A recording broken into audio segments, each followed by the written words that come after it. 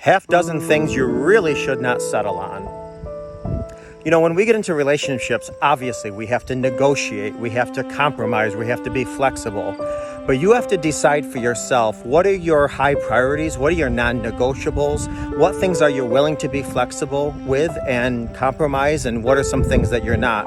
And some of the things that I really would like you to think hard about compromising and not settling is your relationships. Don't just stay in a relationship if there's constant pink flags or a few red flags. Stop excusing those away. Don't settle with your boundaries. If you make boundaries, they're for a reason. Keeping in mind the person who disrespects our boundaries the most is ourselves. Hold your own self to your own standards with your boundaries, and other people will automatically start respecting them.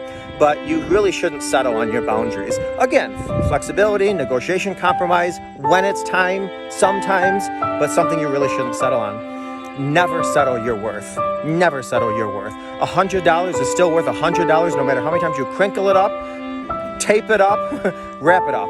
$100 is still worth $100. Your worth. Never compromise or negotiate your goals. Again, if your goals are going to possibly alter depending on where you go in life and your relationships and things like that.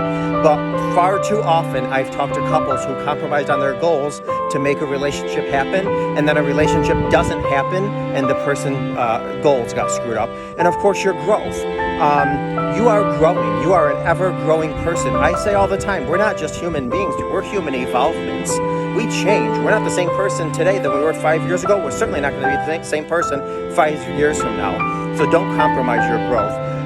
Spirituality, if you are a spiritual person, don't let anybody talk you out of spirituality. That is yours and yours alone. So have your convictions, have your negotiables, your non-negotiables, and compromise and negotiate where you can, but stay true to yourself where what's important to you is important, period. End of discussion.